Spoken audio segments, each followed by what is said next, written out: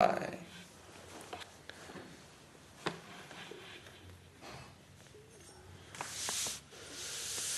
So we are reading from Sri Chaitanya Charitamrita, Adi Lila, chapter 1.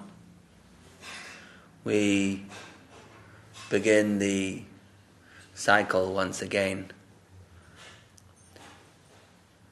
The final chapter of Chaitanya Charitamrita, Shikshastakam Press, has been completed, marking the completion of one reading cycle, and so we will begin again. Chapter 1, which is entitled The Spiritual Masters, is it not?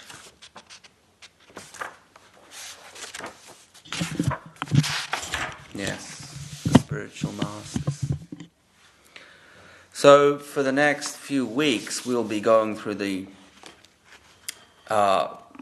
preliminary chapters of the Adi Lila, which are noted for setting the contextual philosophy, or the philosophy that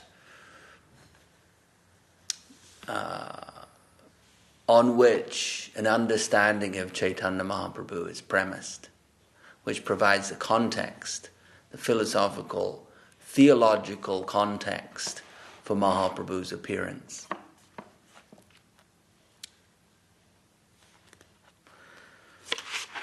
And the biography itself, as in the description of Mahaprabhu's birth, etc., does not begin until maybe chapter 13.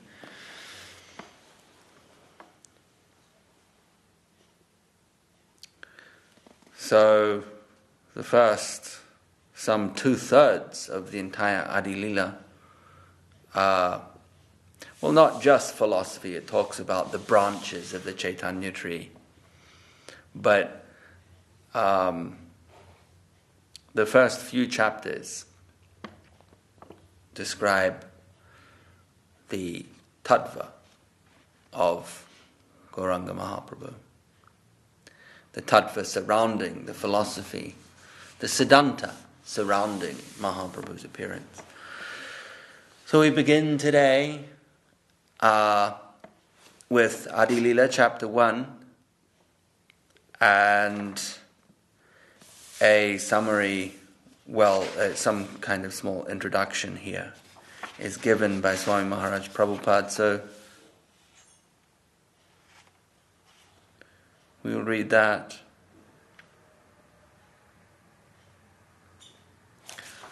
And then we will begin with some of these initial verses, some of these famous initial verses from Sri Chaitanya Charitamrita.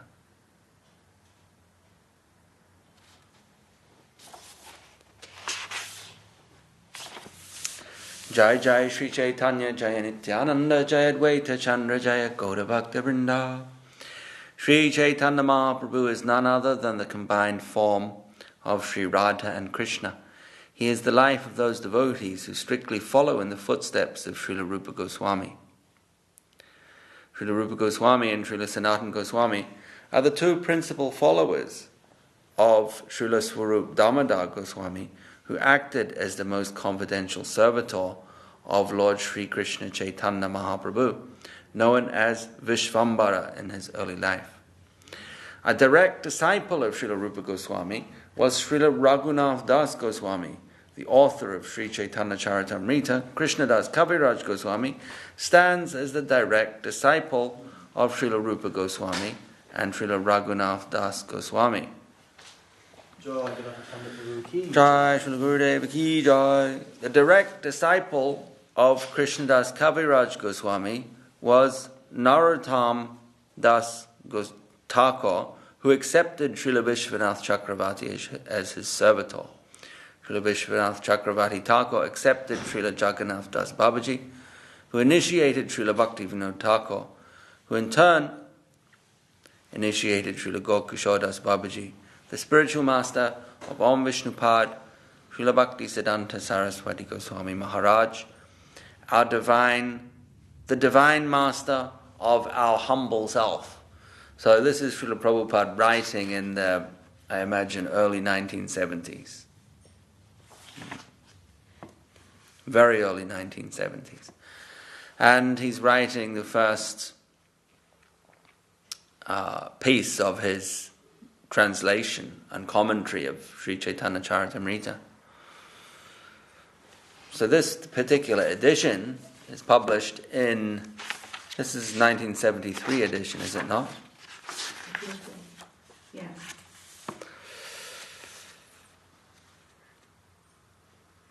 This is the first set of the Chaitanya Charitamrita. So this is a 1974 edition. And the first ones were published, I don't know, I think I've seen a 73 edition. I don't know if there's earlier ones. This is the copies of Nyasi Maharaj, and he told me that they were the original. The ones that are in this bookshelf here. Yeah, I thought some of them were 1973, but maybe I'm mistaken. But nonetheless, if not the original, then close to it.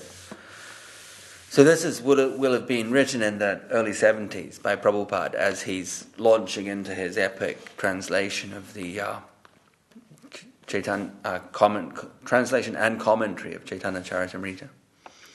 And he's giving here an outline of the Gaudiya Vaishnava Parampara from Sri Chaitanya Mahaprabhu to Bhakti Siddhanta Saraswati Thakur. So, says Rupa Goswami and Sanatana Goswami are the chief followers of Swarup Damodar. Their followers, or their disciples, Raghunath Das and Krishnadas Kaviraj is a direct disciple of Srila Rupa Goswami and Srila Raghunath Das Goswami. And then the direct disciple, when Prabhupada is saying direct disciple here, we not to take it as a direct Diksha disciple, because it's not correct. When it says the direct disciple of Srila Krishnadas Kaviraj Goswami was Srila Narottam Das Thakur, because we know that Narottam Das Thakur's spiritual master was Lokanath Goswami. So when Prabhupada says direct disciple, he says the author of Krishnadas Kaviraj stands as a direct disciple of Rupa Goswami and Srila Raghunath Das Goswami. So he cannot be a direct Diksha disciple of both Rupa Goswami and Raghunath Das Goswami.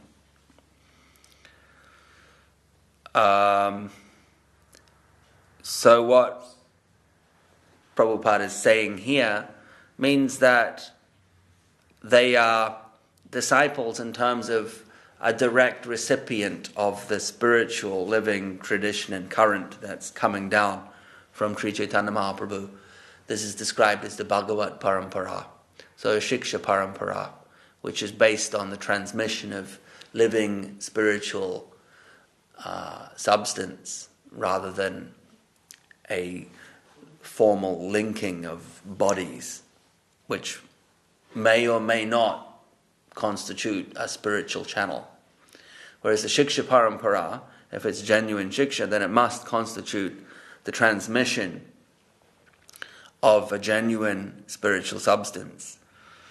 So when Prabhupada is saying here the direct disciple of Srila Krishnadas Kaviraj was Narottam Das Thakur, who accepted Vishwanath Chakravarti as his servitor, he's talking about the Shiksha, the spiritual Shiksha current, the Bhagavat Parampara, and not formal Diksha. He continues, since we belong to this chain of disciplic succession from Sri Chaitanya Mahaprabhu, this edition of Sri Chaitanya Charitamrita will contain nothing newly manufactured by our tiny brains, but only remnants of foodstuff originally eaten by the Lord himself. Lord Sri Chaitanya Mahaprabhu does not belong to the mundane plane of the three qualitative modes.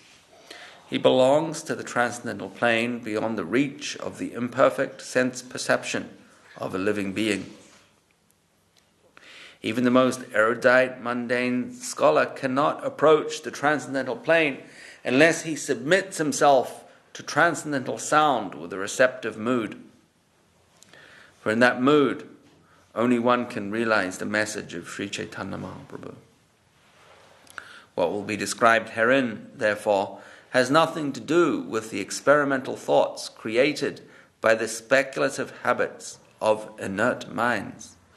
The subject matter of this book is not a mental concoction, but a factual spiritual experience that none can realize only by accepting the line of disciplic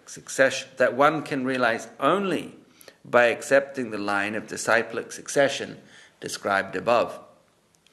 Any deviation from that line will bewilder the reader's understanding of the mystery of Sri Chaitanya Charitamrita, which is a transcendental literature meant for the postgraduate study of one who has realized all the Vedic literatures, such as the Upanishads, the Vedanta, and their natural commentaries, such as the Srimad Bhagavatam and the Bhagavad Gita. So Srila Swami Maharaj Prabhupada here is making the universal point that spiritual knowledge can only be understood through the process of revelation. Revelation comes not so much directly from Krishna, but through a channel of persons that have realized themselves. Through a succession of persons known as the parampara, spiritual revelation is delivered in that chain. And so by linking oneself with that parampara, with that spiritual chain, then one will avail of the spiritual revelation.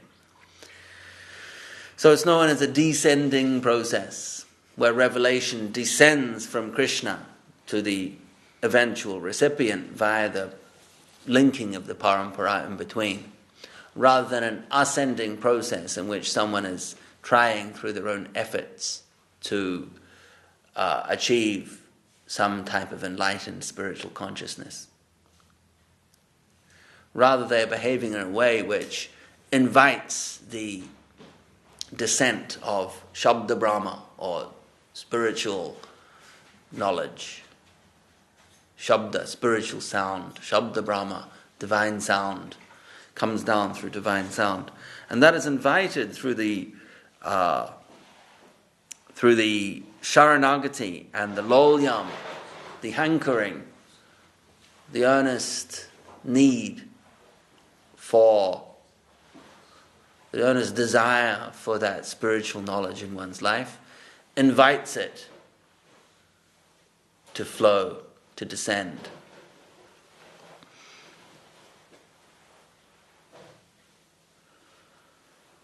So,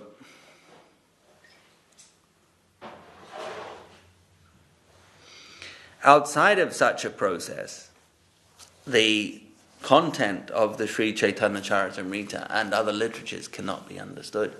And as we will come to read, as we go through the Chaitanya Charitamrita, that Kaviraj Goswami multiple times, when discussing various pastimes and various truths and principles concerning Sri Chaitanya Mahaprabhu, he makes the point that these cannot be appreciated by non-devotees. A non-devotee is someone who has not approached the content of the Chaitanya Charitamrita and the truth of Sri Chaitanya Mahaprabhu with an attitude of devotion. They may be approaching it with an academic mindset or a historical mindset, cultural, whatever. Whatever it might be, if it's not devotional, then they cannot actually appreciate the substance as it is. They cannot appreciate the truth of the matter. Their insight will be limited and compromised. They may have some academic insight, of course. The book is there. The book is studied by academic historians as actually a unique piece of literature for its time. It contains references that are not found elsewhere. So it has some academic and historical and cultural value. So it may be appreciated in that regard. But that's not why Kaviraj Goswami wrote Sri Chaitanya Charitamrita, far from it. He wrote it as a way for people, devotees, to appreciate and taste the nectar of Chaitanya Lila, to understand the tattva, the truth of Sri Chaitanya Mahaprabhu, and to drink the nectar of his pastimes. That's why it's called Charitamrita. Amrita meaning nectar. Charit, the nectar of Mahaprabhu's activities. So that's what it's about. So there are other versions, like there's a version done by some Harvard scholar, an academic translation. Ironically, in the introduction to that, he bemoans the fact that Gaudiya Vaishnavism today has become so academized. He bemoans the academization of Gaudiya Vaishnavism. Yet he's making an academic translation of Chaitanya Charitamrita, so it seems a little hypocritical even. So Srila Krishnadas Kaviraj Goswami didn't meet Mahaprabhu, right? But inspiration for the writing of Chaitanya Charitamrita. Yeah, I don't think he met Mahaprabhu. No. I don't recall of any pastime where he meets Mahaprabhu. He is living in Bengal somewhere. And then at that time he is ordered by Nityananda Prabhu to go to Vrindavan.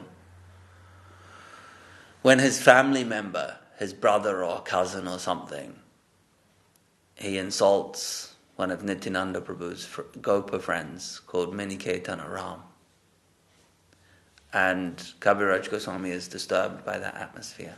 And then he has a dream in which Nityananda Prabhu comes and instructs him to go to Vrindavan. And so he leaves that very same morning. But I don't remember any pastime of him meeting Mahaprabhu. I don't think he did. So he goes straight to Vrindavan. But that is at a time after which Mahaprabhu has already been to Vrindavan and then returned to Puri. So I don't know of any pastime where he meets Mahaprabhu. But then, as time goes on, more and more devotees are congregating in Vrindavan.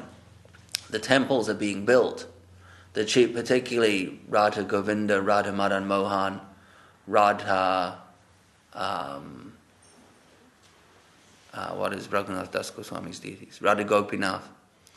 So these temples are being built. Radha Damodar, maybe later. And around them, communities of devotees are developing. And the Goswamis are writing their literatures on Bhakti Tattva.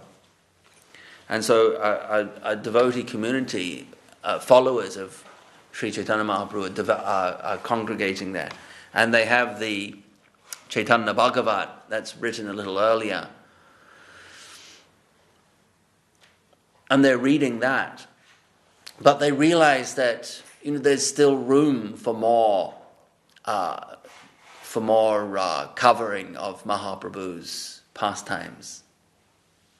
Particularly regarding the philosophy, the tattva, and regarding the later pastimes of Mahaprabhu in Jagannath Puri, both of which are not covered so much by Chaitanya Bhagavat. But Kaviraj Goswami, of course, does so, which is mentioned constantly, by himself. He does so with utmost deference and respect to the previous biographer of Mahaprabhu, Vrindavan Das Thakur, who wrote Chaitanya Bhagavat. So he doesn't do so as a, knocking off his work or supplanting it, superseding it in any way, trying to better it. He does so as almost like a continuation, as an addition to that. But he writes, so he's requested to do that by the devotees, and they're listening, they're reading every day this Chaitanya Bhagavat in group assemblies around the Madan, around the Radha Govinda temple, in and around the Radha Govinda temple. So they request Kaviraj Goswami to write Chaitanya Charitamrita, and he goes to take permission to do so. Even after being requested by all the devotees, he goes to take permission to do so from Radha Madan Mohan. And as he's doing so, the garland falls from the deity, which is a traditional omen of the mercy being granted from the deity.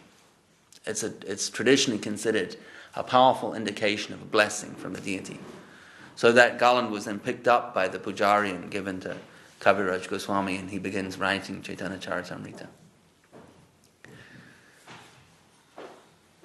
But there were a couple of devotees in particular that asked him. This is all described in chapter 7 of Adi Lila, where Kaviraj Goswami talks about his the background to him writing it. But I don't think it's in volume 1 here. It only goes up to chapter 6. So I'm pretty sure it's in chapter 7 where it's entitled something like the author is instructed to compose Chaitanya Charitamrita, or compose this work. But he describes all of the background context to him writing it. There's a few disciples of Gadadhar Pandit there. There's one Chaitanya Das. He's a pujari in the for Rupa Goswami's deities. Then there's one Ananta Acharya, I think perhaps he's a disciple of Bhugarbha Goswami, who's a disciple of Gadadhar Pandit. But they were running the temple, the Rupa Goswami's Radha Govinda temple. Anyway, we'll get to that. That's in chapter 7. Back to the introduction to chapter 1 here, where Prabhupada is making the point that any deviation from a fidelity to the parampara tradition will cause one to be unable to appreciate the content of Sri Chaitanya Charitamrita. That's the point Prabhupada's making. It's to be understood via a particular process, and that process is one of fidelity, surrender, and devotion in a genuine parampara line. Otherwise, you may go through reading the Chaitanya Charitamrita and you will not appreciate its actual substance. A little bit like, and we were talking about the academic approach or the historical, cultural approach. You may get some benefit from it according to your interest, but it'll be like the old classic example of the jar of honey, where the scientist is interested in studying the composition of the honey. So they take the honey and they analyze it in a laboratory. They go, oh, it's such and such percentage of fructose and such percentage of pollen and such a percentage of wax and etc., this and that. And then they'll draw up a detailed analytical report. Like, this is what honey is. They can show you. Someone will ask them, what's honey? And they go, this is honey. You know, we know the exact composition of honey now. But after all of that, they fail to taste the honey. So they may know the composition, the detailed analytical report of the composition, but if they've failed to actually taste the honey, how much do they actually know what honey is? They do and they don't. They know academically, they know scientifically what honey is, but experientially they don't. So at a fundamental level, what do they know about the taste or the health benefits, etc. of honey, if they haven't actually eaten it?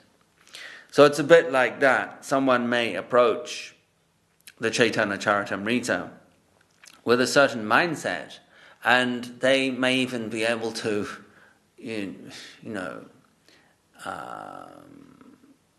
academically assess and analyze the scripture, but unless they've approached it with a mood of devotion and connection to the parampara, then it'll be like an analysis of the honey. They'll know the book, but they don't know the book. They will know something of the Chaitanya Charitamrita, but they will have never tasted it. And that's a problem, because it is the Chaitanya Charitamrita. And Amrita is designed to be tasted, not just analyzed. Not just to have its components analyzed and listed, but it's designed to be tasted. So the essential point here being made by Srila Prabhupada is that if you want to taste the Amrita of Gauranga Mahaprabhu's life, Charit is activities, is pastimes. Charit has movements. Charita is like a movement. So the nectarian movements, or really the pastimes of Mahaprabhu. Sri Chaitanya Charitamrita. If you want to actually appreciate what it says on the tin, Charitamrita, the nectarian pastimes, if you want to taste that, then it has to be done with a mood of devotion. It doesn't depend on any other criterion. You don't have to be a person of high energy. You don't have to be a person of high intelligence. You certainly don't have to be academically gifted. All you need is a certain modicum of devotion. This is the point being made by Prabhupada, and this is the point which is reiterated several times throughout Chaitanya Charitamrita by the author himself. So we'll finish reading through this little introduction. This edition of Sri Chaitanya Charitamrita is presented for the study of sincere scholars who are really seeking the absolute truth. It is not the arrogant scholarship of a mental speculator, but a sincere effort to serve the order of a superior authority, whose service is the life and soul of this humble effort. It does not deviate even slightly from the revealed scriptures, and therefore anyone who follows in the disciplic line will be able to realize the essence of this book simply by the method of oral reception. The first chapter of Sri Chaitanya Charitamrita begins with 14 Sanskrit verses that describe the absolute truth.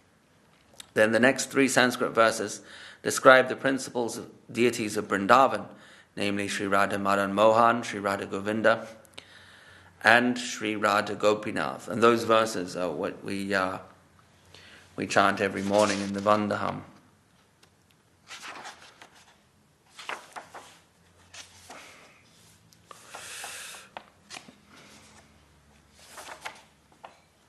Yeah, see?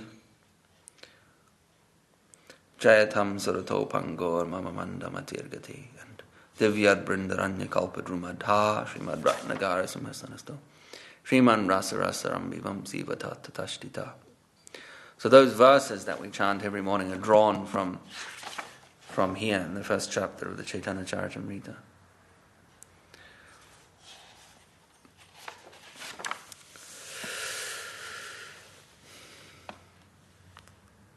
The first 14 chapters, the first of the 14 verses is a symbolic representation of the supreme truth.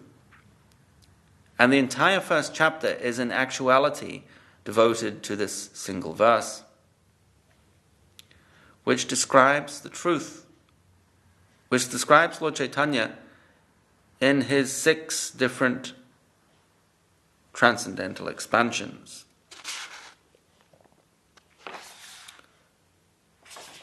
This is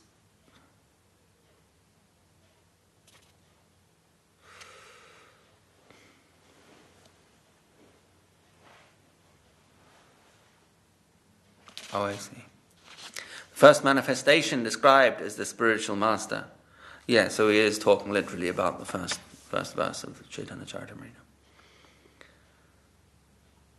The first manifestation described is the spiritual master who appears in 2 plenary parts called the initiating spiritual master and the instructing spiritual master. They are identical truths. They are identical because both of them are phenomenal manifestations of the supreme truth. Next described are the devotees, who are divided into two classes, namely the apprentices and the graduates. Next are the incarnations of the Lord, who are explained to be non-different from the Lord. These incarnations are considered in three divisions: incarnations of the potency of the Lord, incarnations of his qualities, and incarnations of his authority. In this connection, Lord Sri Krishna's direct manifestations and his manifestations for transcendental pastimes are discussed. Next considered are the potencies of the Lord, of which three principal manifestations are described: the consorts of the kingdom of God, Vaikuntha, the queens of Dwarkadam, and highest of all, the damsels of Brajadam. Finally, there is the Supreme Lord himself, who is the fountainhead of all these manifestations.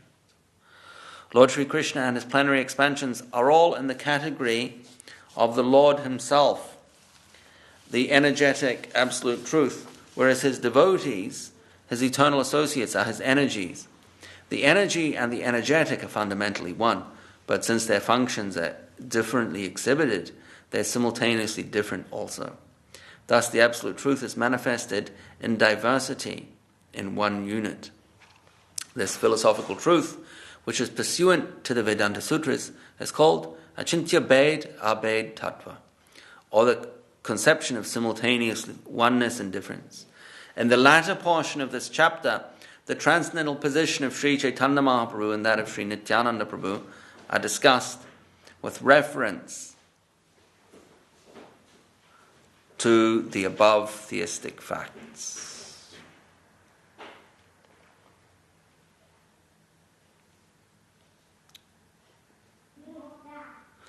So, we'll read text 1. Vande Gurun Isha Bhaktan Isham Ishavatarakan Tat Prakasham Chatat Shakti Krishna Chaitanya Samgyakam. I offer my respectful obeisances unto the spiritual masters, the devotees of the Lord. The Lord's incarnations, his plenary portions, his energies, and the primeval Lord himself, Sri Krishna Chaitanya.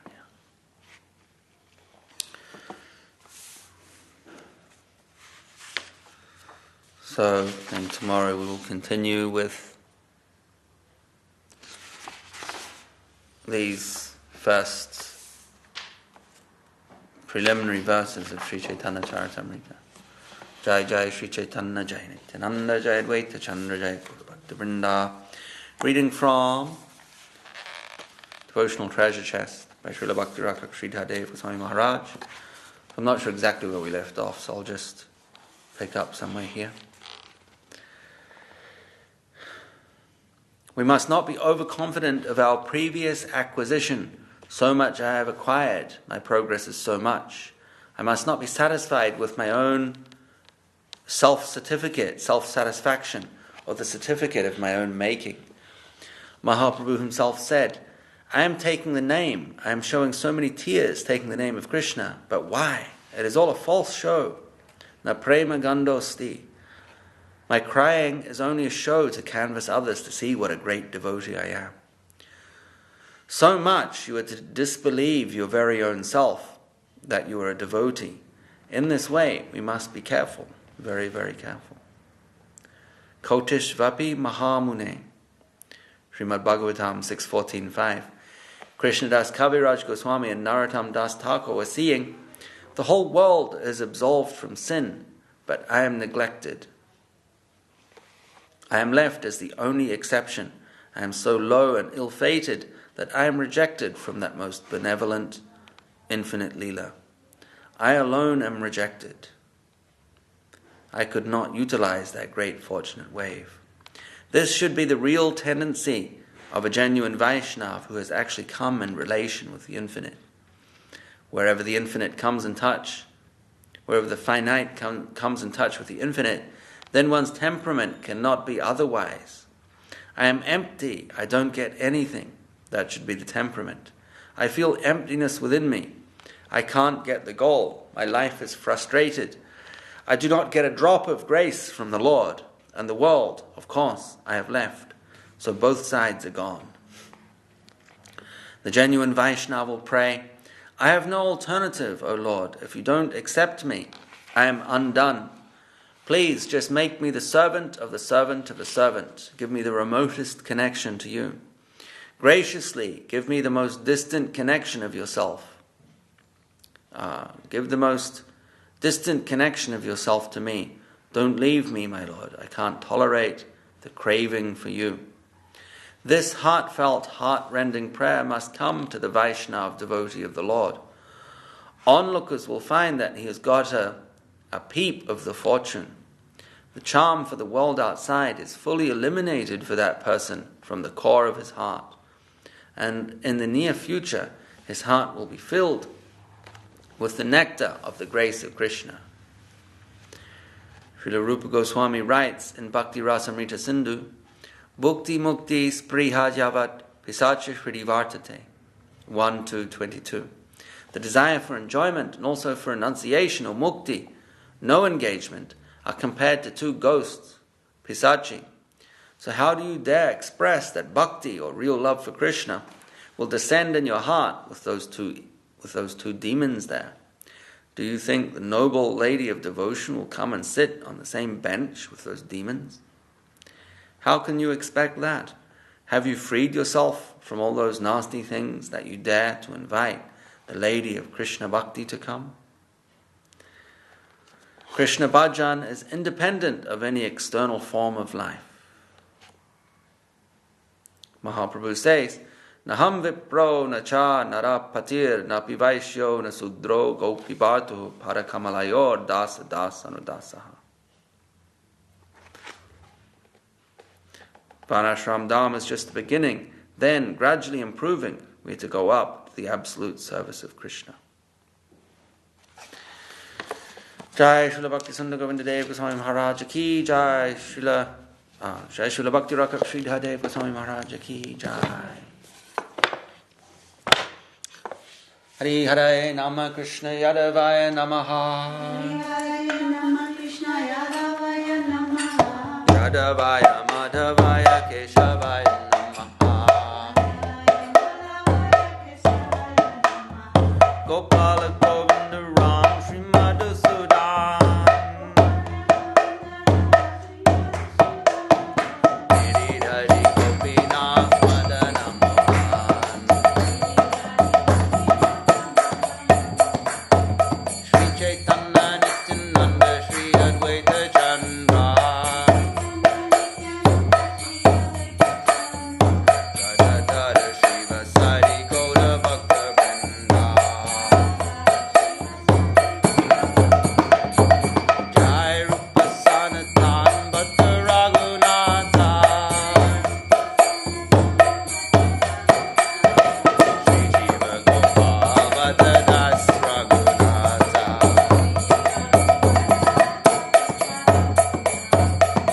Jai Koshai Karicharana Pandana.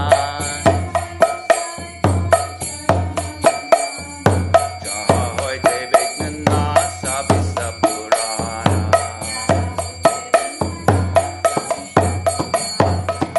Jai Koshai Anamuni Dhanadasa. Anamuni Dhanadasa. Savada Padarenu Moda Panchagasa. Andara Charana Sevi Bhakta Sanivasa.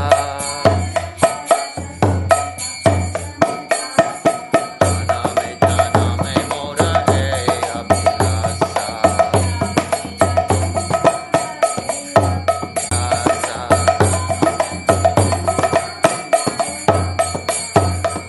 Hare Krishna, Krishna Krishna, Hare Hare.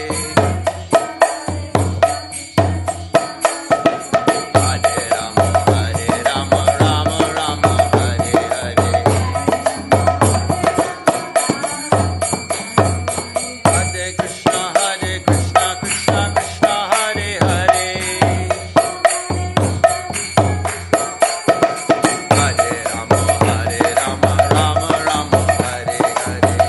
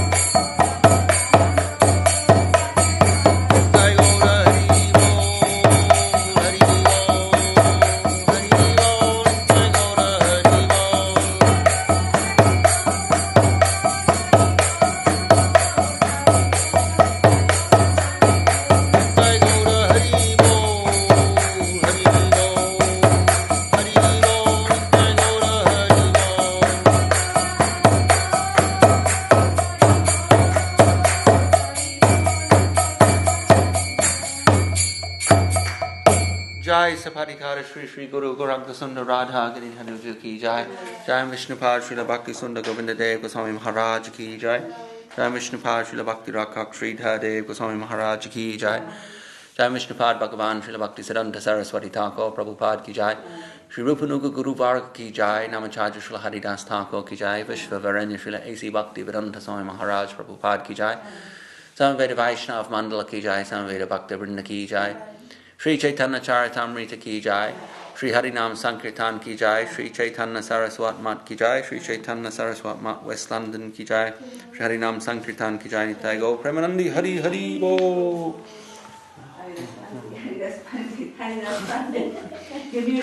I'm morphing into all sorts of people now. Thank you very much.